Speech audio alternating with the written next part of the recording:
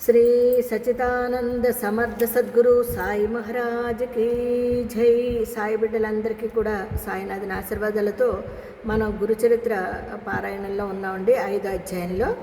ఈ 5వ అధ్యాయంలో నిన్న ప్రస్తావన అయింది. మళ్ళీ ఈవేళ కథారంభానికి వచ్చామండి. మరి కథారంభంలో ఏం జరుగుతుందో విందాం. నామధారకుడు మహానుభావ, భగవంతుడు కలియుగంలో కూడా 2 సార్లు అవతరించారంటిరి కదా, వాటిని వివరించండి అన్నాడు. నామధారకుడు అన్నాడండి, ఓ మహానుభావ, భగవంతుడు కలియుగంలో కూడా 2 సార్లు అవతరించారంట కదా, వాటిని వివరించండి అన్నాడు. అతని శ్రద్ధాభక్తులకు సంతోషించి సిద్ధుడు ఇలా చెప్పాడు, మంచిది, ఆ కథలు వినడం వలన నీకెంత ప్రయోజనమో అవి చెప్పడం వలన నాకు అలాంటి ప్రయోజనమే కలుగుతుంది. కనుక చెబుతాను, శ్రద్ధగా విను. ధర్మాత్ములను రక్షించి దుష్టుల దౌష్ట్యాన్ని రూపుమాపడానికే భగవంతుడు తన లీలల చేత మానవ రూపంలో అవతరిస్తుంటాడు. ఈ కలియుగంలో కూడా అలానే ఇప్పుడు మనం కూర్చున్న గంధర్వ పురాణానికి తూర్పు దిక్కున దూరంగా పవిత్ర గోదావరి సమీపంలో ఉన్న పిఠాపురమనే అగ్రహారములో ఆయన అవతరించారు. పిఠాపురంలో అప్పలరాజు శర్మ, సుమతి అనే పుణ్య దంపతుల నుండే వారు బ్రాహ్మణులు. అపస్తంభ శాఖకు చెందినవారు, దత్తభక్తులు. వారికి ఎందరో పిల్లలు పుట్టారు కానీ అందరూ చనిపోగా 2 మాత్రమే బ్రతికారు. వారిలో ఒకడు కుంటివాడు, మరొకడు గుడ్డివాడు. తర్వాత కూడా 2 పిల్లలు పుట్టి చనిపోయారు. అదండి మనము ఇక్కడ పిఠాపురము అందరికీ తెలుసు కదండి.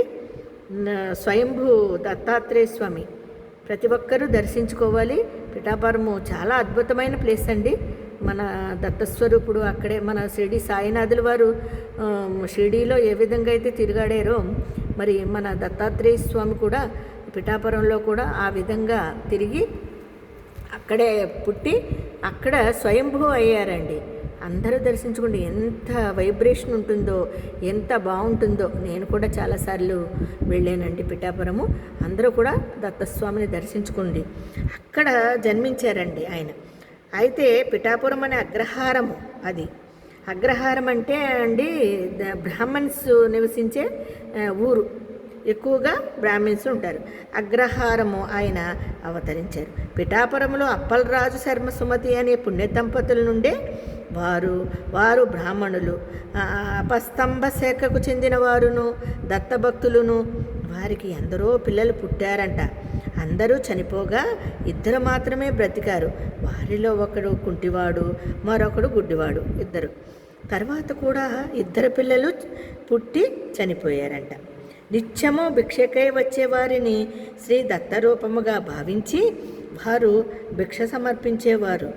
ఒక అమావాస్య నాడు వారింట్లో బ్రాహ్మణులను పిలిచి శ్రాద్ధ కర్మలు ప్రారంభించారు.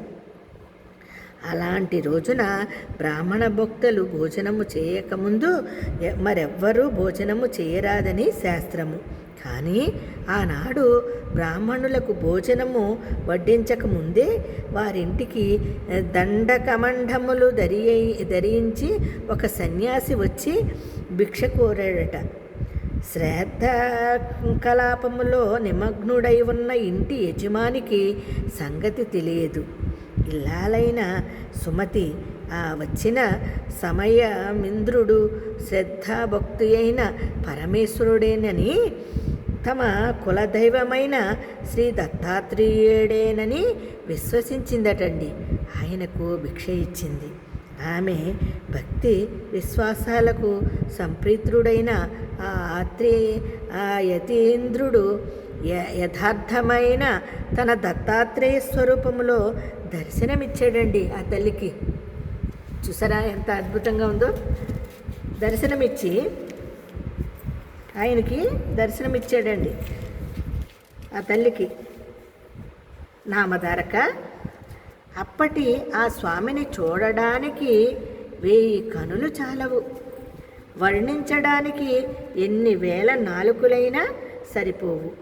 2 చేతులలో శంఖచక్రాలు, 2 చేతులలో డమరు, త్రిశూలాలు, మిగిలిన 2 చేతులలోనూ జపమాల, కమండలాలు ధరించి 6 బాహువులతో 3 ముఖాలతో స్వామి వెలిగిపోతున్నాడు సుమా.